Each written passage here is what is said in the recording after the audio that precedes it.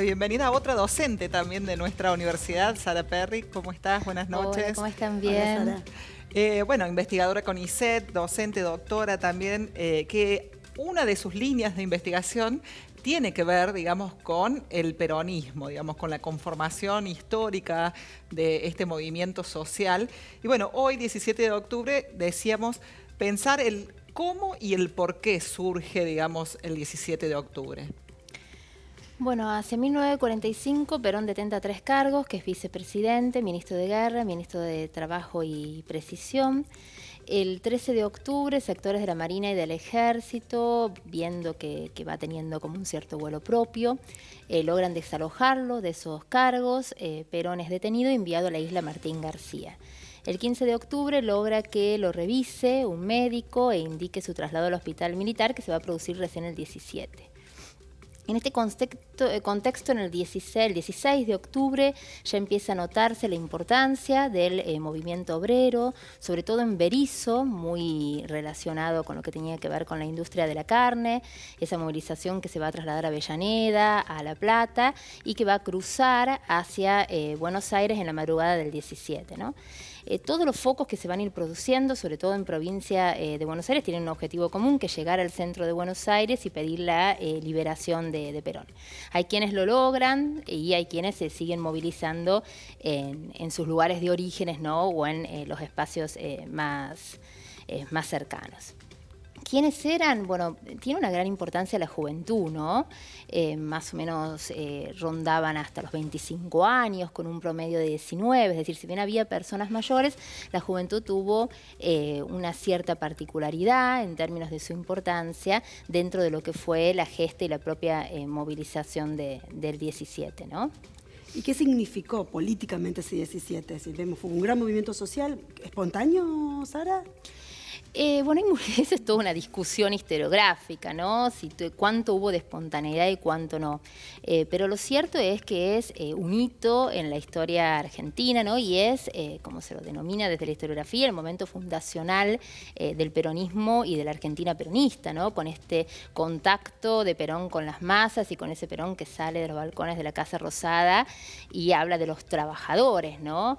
¿Y qué está haciendo con esto de decir los trabajadores, ¿no? Y ahí podemos decir, siguiendo un poco a Ernesto Laclau, está dando nombre a la clase obrera como categoría política, ¿no? Que no quiere decir que Perón haya inventado a la clase obrera, ¿no? Claramente era una masa que venía formándose ya desde mucho tiempo, ¿no? Lo que hace es interpelarla, darle visibilidad, ¿no? Y también, en cierto modo, facilitar su irrupción en el espacio público, ¿no? Y con relación a esto que vos decís, también esta fuerte conformación desde lo simbólico, desde lo lingüístico que vos decís, ¿no? De nombrar y de que esas nombrar sean sujetos políticos y sujetos sociales. En relación a eso, Sara, hablamos acerca de las subjetividades que convoca, digamos, el peronismo, porque es una fecha que sigue estando allí, digamos, en la subjetividad también de parte del pueblo argentino.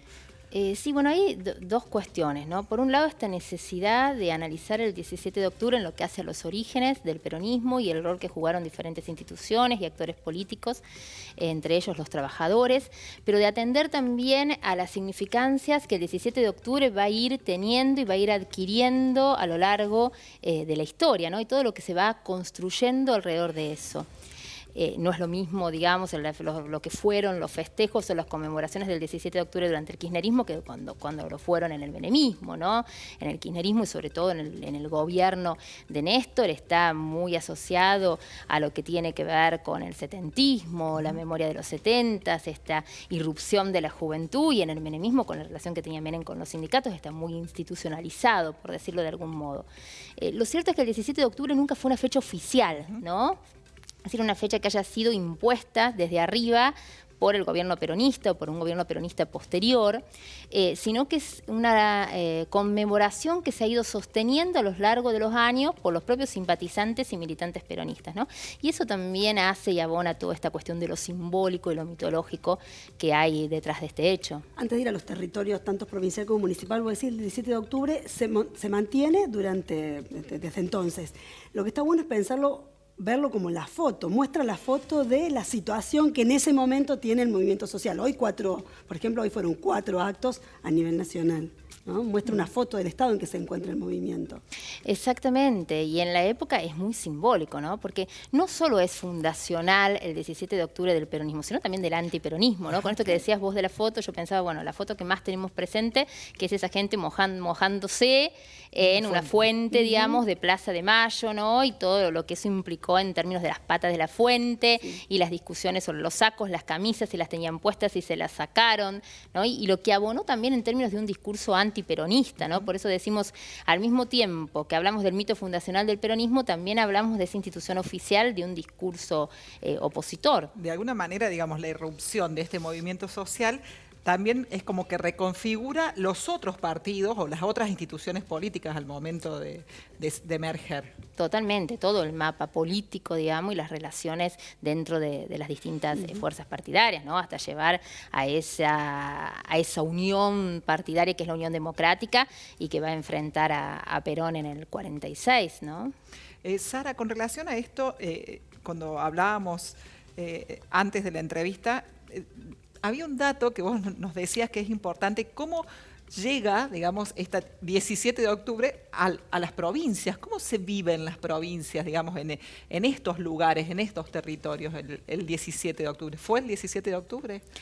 Bueno, yo creo que ahí hay dos 17 de octubre, ¿no? Uno que se produce sobre todo en provincia de Buenos Aires por sus características propias de industrialización y que coincide en fecha, y otro que se produce cuando la noticia va llegando a otras provincias y localidades y la gente se va organizando, ¿no? En apoyo a esos sucesos y también a la convocada huelga general, ¿no? Para mí, analizar ese 18 de octubre es muy importante para entender las significancias que el 17 tiene en todo el mapa político argentino, ¿no? Hay un historiador argentino que dice que el 17 de octubre tiene una temporalidad heterogénea, ¿no? Es decir, que tiene que ver tanto con su gesta como con todo ese proceso a partir de la cual la gente de las diferentes partes del país se va uniendo a ese hito y a esa movilización. ¿Y en Villa María? ¿Qué pasó en Villa María? Vos también sos una investigadora de la situación, del impacto en Villa María. Y en Villa María la movilización se dio el 18 de octubre, digamos, fue una movilización autoconvocada, pero también guiada por... ¿Por quiénes? ¿Quiénes tenían esa representación? Por los gremios que tenían actuación dentro de la ciudad, pero también, bueno, ahora salió recientemente un libro de Gerardo Russo sobre la conformación del peronismo, que él ve la importancia que tuvieron los trabajadores de del Molino Fénix y también los trabajadores ferroviarios, ¿no?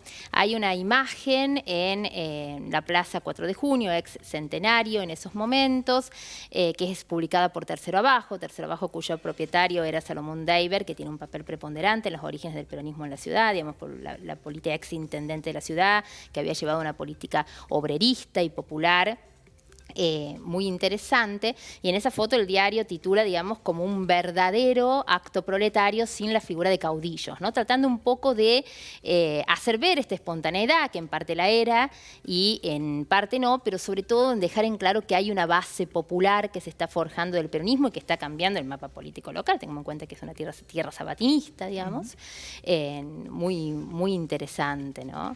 Con relación a esto que vos decías, ¿cuáles son los otros actores o las otras fuerzas en Villa María, digamos, que forman parte de ese inicio del peronismo? Porque lo nombrabas, Dave, o sea, la gente vinculada a los gremios, pero tampoco había, como vos planteabas recién, como en Buenos Aires, una gran masa, digamos, obrera en ese sentido.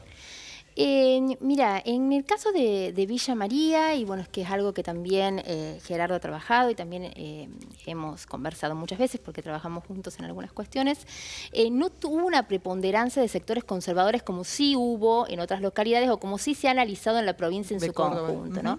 En ese sentido yo estoy trabajando una hipótesis hace un tiempo que tiene que ver con la necesidad de recuperar el papel de los trabajadores o el elemento obrero popular en provincias que no estaban atravesadas aún por un proceso de industrialización, ¿no? Para mostrar cómo esa gesta popular desde diferentes lugares fue teniendo cierta preponderancia en algunas localidades, ¿no? El caso de Villa María, el caso de San Francisco, que San Francisco ya es una particularidad dentro de Córdoba, porque en su momento era una ciudad industrializada, ¿no? una particularidad que tiene notoriedad desde muchos lugares, ¿no? La participación de las mujeres en San Francisco es muy interesante, y ahí volviendo al 17 de octubre, hay imágenes para mí muy emocionantes en San Francisco, por ejemplo, de marchas encabezadas por mujeres con el uniforme, que eran de la fábrica militar, porque bueno, en San Francisco la fábrica militar era de municiones. Digamos, lo que principalmente se hacían municiones, y las municiones las cosían las mujeres, ¿no? Y después estaba la fábrica de máquinas de coser Godeco, de pastas, de Tampiere, digamos, donde el empleo femenino era amplio. Yo creo que hay muchas cosas interesantes para trabajar a nivel local si no descuidamos ese elemento obrero y popular, que en algunos casos fue más preponderante que en otros, ¿no? Bueno, el dato, era eso del Partido Femenino Peronista, digamos. ¿Cómo surge? ¿Cuál fue también el rol de Eva Duarte en ese surgimiento del 17 de octubre como fecha y luego ya en la conformación de lo que fue el Partido Femenino Peronista? Porque conversábamos recién que para algún tipo de bibliografía ella tuvo una activísima participación en ese 17 de octubre, mientras que para otros directamente fue una espectadora. Por eso está bueno escucharte a vos. Bueno, en su autobiografía, La razón de mi vida, digamos, bueno, que hay toda también una discusión acerca de si la escribe ella o no, bueno, salteando un poco eso, lo cierto es que ahí aparece esto de que Eva habría recorrido los barrios llamando a la gente a movilizarse por Perón. Pero bueno, una de sus principales biógrafas, que es Marisa Navarro, va a discutir un poco esta tesis, tomando un ejemplo que conversábamos hace un ratito, que es esa carta que Perón le envía el 14 de octubre a Eva, que descubre Feliz Luna unos 15 años después, donde le dice que interceda con Farrell, que se quiere retirar, que se casen, que se vayan a vivir a Chubut, a una granja o algo por el estilo, que en cierto modo muestra que ni Perón ni Evita eran totalmente conscientes de lo que estaban pasando, ¿no? Entonces Marisa Navarro dice, en ese momento no es probable que ella haya tenido ese tipo de acción en lo que fue el 17 de octubre.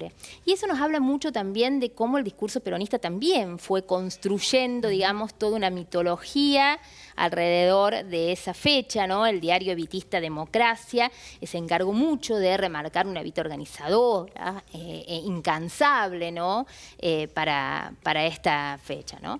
Que después de ese suceso, ¿no?